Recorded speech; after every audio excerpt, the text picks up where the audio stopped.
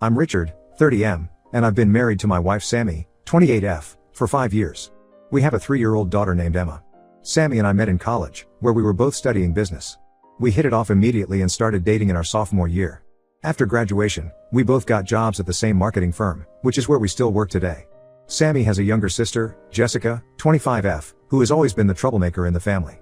Growing up, Jessica was always getting into fights at school, sneaking out at night, and generally causing their parents a lot of stress. When Jessica was 16, she got caught shoplifting and had to do community service. This incident seemed to be a wake-up call for her, and she straightened out for a while. Jessica managed to graduate high school and even started college, which made her parents really proud. But halfway through her freshman year, she dropped out, saying college wasn't for her. Since then, she's been bouncing from job to job, never staying in one place for more than a few months. Sammy and Jessica's parents, Tom and Linda, have always been very supportive of both their daughters. They paid for both girls to go to college and have often helped Jessica out financially when she's been between jobs. Tom and Linda are kind people, but I sometimes think they enable Jessica's behavior by always bailing her out. A few weeks ago, Jessica lost her job at a restaurant where she'd been working for only 2 months. She got into an argument with a customer who complained about their food being cold. Instead of handling it professionally, Jessica apparently told the customer to microwave it yourself and stormed off. The manager fired her on the spot. The day after she was fired, Jessica called Sammy crying and asking if she could move in with us just for a few weeks until she found a new job. Sammy, being the kind-hearted person she is, immediately said yes without even consulting me. When she told me about it later that evening, I was not happy. I reminded Sammy about all the times Jessica had taken advantage of her kindness in the past. There was the time she borrowed $2,000 from us for a car down payment, which she never paid back. She promised to pay us back $100 every month, but after the first 2 payments, she stopped, always having some excuse about why she couldn't pay that month. Then there was the time she stayed with us for a month when she first moved to our city. She said she'd help with chores and cooking, but she never lifted a finger. She'd sleep until noon every day, eat our food, and leave dirty dishes all over the house.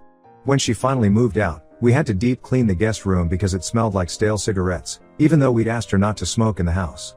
Not to mention the countless times she's shown up unannounced at our doorstep, expecting to be fed and entertained. She'd often bring friends over without asking, raid our fridge, and leave without so much as a thank you.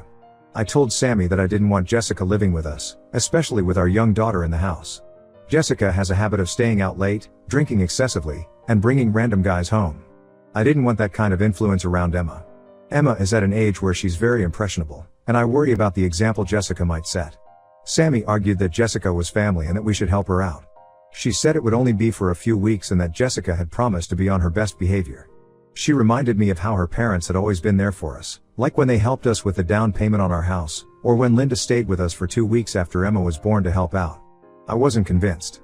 I knew from past experience that Jessica's few weeks could easily turn into months, and her promises were often broken. I also pointed out that there's a big difference between her parents helping us out and us constantly bailing out Jessica. We've worked hard for what we have, and I don't think it's fair for Jessica to take advantage of that. We argued about it for hours. Sammy accused me of being heartless and said that I didn't understand what it meant to be family. She brought up how my own sister had stayed with us for a month when she was going through her divorce, and how I hadn't hesitated to help her out. I explained that the situation with my sister was different. She had a job, contributed to household expenses, and had a clear plan for getting back on her feet. Jessica, on the other hand, had a history of taking advantage of people's kindness without any real effort to improve her situation. In the end, I put my foot down and said that Jessica could not move in with us. I suggested that we could help her find a cheap apartment or even pay for a month's rent somewhere, but our house was off limits. I explained that I was willing to help Jessica, but not in a way that might disrupt our family life or potentially expose Emma to negative influences. Sammy was furious with me and hasn't spoken to me properly in days. She's been giving me the cold shoulder, only talking to me when it's absolutely necessary, usually about Emma or household chores. I can tell she's really upset, but I still believe I made the right decision for our family. Jessica found out about my decision and has been bad-mouthing me to the rest of the family. She's been telling everyone that I'm cruel and that I've never liked her. This isn't true. I've always tried to be polite and welcoming to Jessica, even when her behavior was difficult to deal with. My in-laws have been calling and texting, telling me how disappointed they are in me for not helping out family in need. Tom even called me and tried to guilt-trip me, saying that they had always treated me like a son and couldn't believe I would turn my back on family like this. Even my own parents think I'm being too harsh. My mom called and reminded me of all the times my family had helped me out when I was younger. She said that family should always come first and that I should reconsider my decision. The whole situation has created a lot of tension in our extended family. Sammy's cousins, who I usually get along with well, have been cold to me at recent family gatherings. I overheard one of them saying that I was being controlling and that Sammy should stand up to me. But I stand by my decision. I believe that sometimes tough love is necessary, and that constantly bailing Jessica out isn't doing her any favors in the long run. She needs to learn to stand on her own 2 feet and face the consequences of her actions. I think that by always rescuing her, her family has prevented her from growing up and taking responsibility for her life. I've tried to explain my reasoning to Sammy, but she's too upset to listen. I suggested that we could offer to help Jessica in other ways, like helping her update her resume or practicing job interview skills with her. But Sammy says that's not enough and that Jessica needs a stable place to live while she gets back on her feet. The whole situation has put a strain on our marriage. Sammy and I have always been a team, making decisions together and supporting each other. This is the first time we've had such a major disagreement, and I'm not sure how to fix it. I love Sammy and hate seeing her upset, but I also feel strongly that I'm doing the right thing for our family. I'm starting to doubt myself, though. Am I the asshole for refusing to let my sister-in-law move in with us? Should I have given in to keep the peace in the family? Or am I right to stand my ground and protect my own family's well-being? I'm torn between my love for my wife and my desire to do what I think is best for our daughter and our home life. Update 1: It's been 2 weeks since my last post, and a lot has happened. I wanted to give you all an update on the situation with Jessica. A few days after I refused to let Jessica move in, Sammy's parents offered to let her stay with them. They have a spare room in their house, and they thought it would be a good opportunity for Jessica to get back on her feet. Sammy was relieved, thinking this would solve the problem. I was hopeful too, thinking that maybe with her parents' supervision, Jessica might finally start to turn her life around. However, things took an unexpected turn. Jessica moved in with her parents, but after just 3 days, she got into a huge fight with them.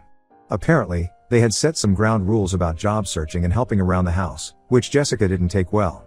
She accused them of treating her like a child and said she couldn't live under their dictatorship. She stormed out of their house in the middle of the night, leaving behind most of her belongings. The next morning, we got a frantic call from Sammy's mom, Linda. Jessica had disappeared, and they couldn't reach her on her phone. They had already called all of Jessica's friends that they knew of, but no one had seen her. Linda was in tears, worried that something bad might have happened to Jessica. Sammy was worried sick and spent the whole day trying to contact Jessica or any of her friends who might know where she was. She even called Jessica's ex-boyfriends, thinking she might have gone to one of them for help. But no one had seen or heard from her. As the day went on, Sammy became more and more distraught. She started blaming herself, saying that if we had just let Jessica stay with us, none of this would have happened. I tried to comfort her, reminding her that Jessica was an adult who made her own choices, but Sammy was too upset to listen. Late that night, we finally got a call from Jessica. She was drunk and crying, saying she was at some guy's apartment and didn't know how to get home. She couldn't remember the guy's name or the exact address of where she was. Sammy immediately wanted to go pick her up, but I was hesitant. I didn't want Sammy driving across town in the middle of the night to an unknown location. After some discussion, we compromised. I would go pick up Jessica, but Sammy would stay home with Emma. I got what information I could from Jessica about her location and drove there, feeling a mix of anger and concern. It took me almost an hour to find the right apartment building. When I finally found the right place and knocked on the door, a guy I'd never seen before answered. He looked relieved to see me and explained that Jessica had shown up at the bar where he worked, got extremely drunk, and he had brought her back to his place because she couldn't remember where she lived. He said he had tried to get her to call someone earlier, but she had refused. I found Jessica passed out on the guy's couch. I thanked him for looking out for her and apologized for the trouble. As I was helping Jessica to my car, she woke up and started rambling about how everyone in her life was against her and how she was sick of people trying to control her. I mostly stayed quiet, not wanting to argue with her in her current state. When we got home, Sammy helped Jessica into the guest room to sleep it off.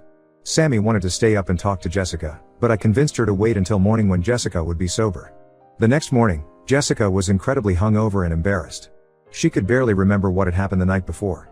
When Sammy and I sat down to talk with her, she broke down crying, admitting that she had a problem and needed help. Sammy and I had a long talk with Jessica. We told her that we were willing to help her, but on our terms. We laid out a plan. Jessica could stay with us for 1 month, but during that time, she had to attend AA meetings, see a therapist, and actively look for a job. We made it clear that this was her last chance, and if she didn't stick to the plan, she would have to leave. To our surprise, Jessica agreed to everything. She seemed genuinely remorseful and determined to change. She said she was tired of disappointing everyone and wanted to get her life together. Sammy was overjoyed, thinking this was the turning point Jessica needed. I, however, remained skeptical. I've seen Jessica make promises before, only to break them when things got tough. I agreed to give her this chance, but I made it clear to Sammy that I wouldn't hesitate to ask Jessica to leave if she violated our agreement. We set up some ground rules for Jessica's stay. She had to be home by 10 p.m. every night, wasn't allowed to bring anyone to the house without our permission, and had to contribute to household chores. We also made it clear that any drinking or drug use would result in immediate eviction. It's been a week since Jessica moved in, and so far, things have been okay. She's been attending AA meetings and has an appointment with a therapist next week. She's also applied for a few jobs online. She's been helping around the house, doing dishes and laundry without being asked. But I can't shake this feeling of unease. I catch Jessica giving me dirty looks when she thinks I'm not looking, and I've overheard her complaining to Sammy about how strict our rules are. Yesterday, I noticed that some cash was missing from my wallet. It wasn't a lot, just $20, but it made me suspicious. I'm also worried about the effect this is having on Emma. She seems confused by Jessica's presence and has been acting out more than usual. She had a tantrum at daycare yesterday, which is very unlike her. Sammy, on the other hand, is thrilled. She's convinced that Jessica has turned over a new leaf and keeps talking about how proud she is of her sister. She's been spending a lot of time with Jessica, helping her look for jobs and talking about her future plans. I'm trying to be supportive, but I'm finding it hard. Every time I see Jessica, I'm reminded of all the times she's let us down in the past. I'm worried that she'll slip up and hurt Sammy again, or worse, that she'll be a bad influence on Emma. I'm also concerned about the strain this is putting on my relationship with Sammy. We've been arguing more than usual, often about Jessica. Sammy thinks I'm not being supportive enough, while I feel like she's being too lenient. I hope I'm wrong. I hope that this really is the wake-up call Jessica needed. But a part of me is preparing for the worst. I'm determined to protect my family, even if it means being the bad guy in everyone else's eyes. Am I being too paranoid? Should I give Jessica the benefit of the doubt? Or am I right to be cautious given her past behavior? I'm struggling to find the right balance between being supportive and protecting my family. Update 2: It's been a month since Jessica moved in with us, and I have some surprising news to share. For the first 3 weeks, Jessica seemed to be sticking to our agreement. She attended her AA meetings regularly, saw her therapist twice a week, and even landed a job at a local bookstore. She was home every night by 10 p.m., helped with household chores, and was generally pleasant to be around. Sammy was thrilled, constantly telling me how proud she was of Jessica's progress. I had to admit, I was impressed too, although I remained cautiously optimistic. Jessica and Emma seemed to be bonding, which made Sammy happy. Jessica would read bedtime stories to Emma and even took her to the park a few times. I was still a bit wary, but I couldn't deny that it was nice to see them getting along. However, things took an unexpected turn last week. I came home early from work one day, not feeling well. As I walked into the house, I heard voices coming from the living room. I recognized Jessica's voice, but the other voice was male and unfamiliar.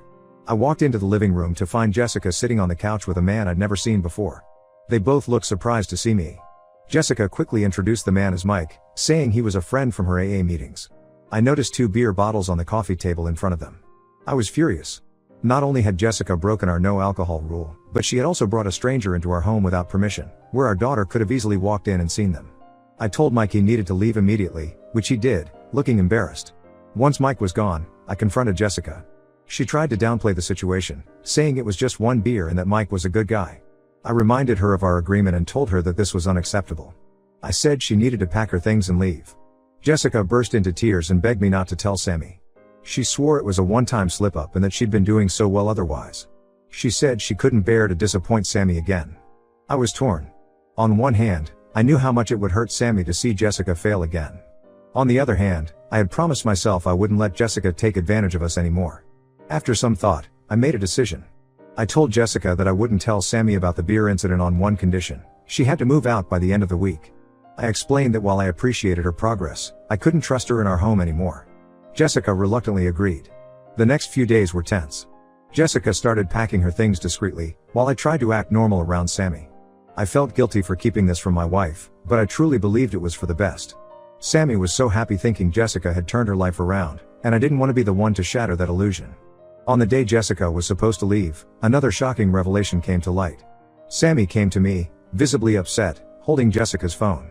Apparently, Jessica had left it unlocked on the kitchen counter, and Sammy had seen a text message pop up that caught her attention.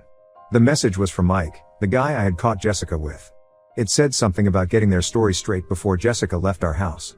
Confused and worried, Sammy had looked through more of the messages. I know, invasion of privacy, but given the circumstances, I don't blame her. What she found was horrifying. Jessica had been planning this whole charade from the beginning. The night she got drunk and needed me to pick her up? It was all an act.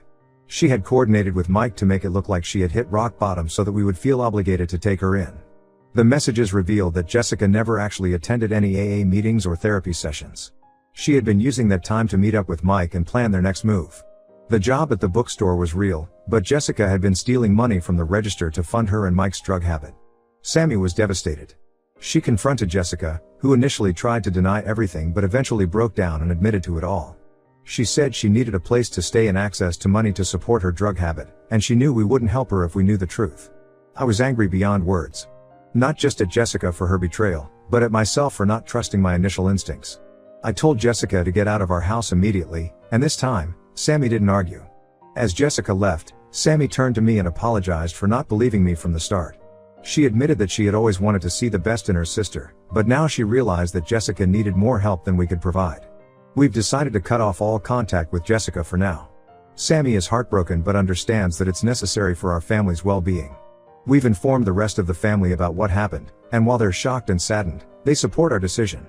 This whole experience has been a harsh wake-up call for all of us. It's shown us the importance of trusting our instincts and setting firm boundaries, even with family. While I wish things had turned out differently, I'm relieved that the truth came out before Jessica could do any more damage to our family. We're now focusing on healing as a family. Sammy and I are looking into family therapy to help us process this experience and strengthen our relationship. We're also spending extra time with Emma, making sure she feels secure and loved. I'm still struggling with guilt over not telling Sammy about the beer incident right away, but I'm trying to forgive myself. I know I was trying to protect her, even if it wasn't the right way to go about it. As for Jessica, we hope she gets the help she needs, but we can't be the ones to provide it. We've learned the hard way that sometimes loving someone means letting them face the consequences of their actions. Update 3: It's been 6 months since the incident with Jessica, and I wanted to give you all a final update on our situation. After Jessica left our house, we didn't hear from her for several weeks. Sammy was devastated and went through a period of depression, blaming herself for not seeing through Jessica's lies. I did my best to support her, reminding her that Jessica's actions were not her fault. We started seeing a family therapist, which has been incredibly helpful in processing everything that happened. About a month after Jessica left, we received a call from the local police department. Jessica had been arrested for possession of drugs and theft. Apparently, her scam at the bookstore had been discovered, and when the police searched her apartment, they found a significant amount of illegal substances. Sammy was torn about whether to bail Jessica out or not. After much discussion, we decided not to. We felt that Jessica needed to face the consequences of her actions if she was ever going to change. It was a difficult decision, especially for Sammy, but we both agreed it was necessary. To our surprise, this seemed to be the wake-up call Jessica needed. While in jail, she enrolled in a court-mandated rehab program. She wrote us a letter, taking full responsibility for her actions and apologizing for the pain she had caused. She didn't ask for anything, just said she wanted us to know she was trying to get better. Sammy and I discussed it and decided to respond with a short, supportive message. We told Jessica we were glad she was getting help, but that we needed time and space to heal from what had happened. We made it clear that while we hoped for her recovery, we weren't ready to have her back in our lives. Over the next few months, we received updates from Jessica's counselor, with Jessica's permission. She was making progress in her rehab program and seemed committed to turning her life around. She had been diagnosed with bipolar disorder and was finally getting proper treatment for it, which explains some of her erratic behavior in the past. 3 months ago, Jessica was released from jail and entered a halfway house. She's been attending NA meetings regularly and has even started taking classes at a community college. She reached out to us again, asking if we would be willing to meet with her and her counselor. After much consideration, Sammy and I agreed to a meeting. It was difficult and emotional, but also productive. Jessica took full responsibility for her actions, without making excuses. She understood why we had cut contact and respected our boundaries. She didn't ask to be part of our lives again, just wanted to make amends. We're taking things very slowly. We've had a few more meetings with Jessica and her counselor, always in a controlled environment. She's been clean for 6 months now and seems to be making genuine progress. She's holding down a part-time job and continuing her studies. Sammy and I have also been continuing our family therapy sessions. It's helped us communicate better and strengthen our relationship. We've learned a lot about setting healthy boundaries and supporting each other through difficult times. As for our relationship with Jessica, we're cautiously optimistic. We're not ready to fully trust her again, and she understands that. For now, we're maintaining limited contact. She's not allowed in our home or around Emma unsupervised, but we do occasionally meet for coffee or talk on the phone. Emma, who's now almost 4, doesn't really remember much about what happened. We've explained in simple terms that Aunt Jessica was sick and needed to get better, and that's why she hasn't been around. We're being careful about reintroducing Jessica into Emma's life, always putting our daughter's well-being first. Our relationships with the rest of the family have mostly healed. Sammy's parents have apologized for enabling Jessica's behavior in the past and have been supportive of our decisions. They're also maintaining boundaries with Jessica, which has been good for everyone. This whole experience has taught us a lot about setting boundaries, the importance of trust in relationships, and the complex nature of addiction and mental health issues. While the road ahead is still long and uncertain, we're hopeful that Jessica will continue on her path to recovery. We're focusing on our own family and healing, taking it one day at a time. We've learned not to take our stability and happiness for granted, and we're working hard to create a positive, loving environment for Emma.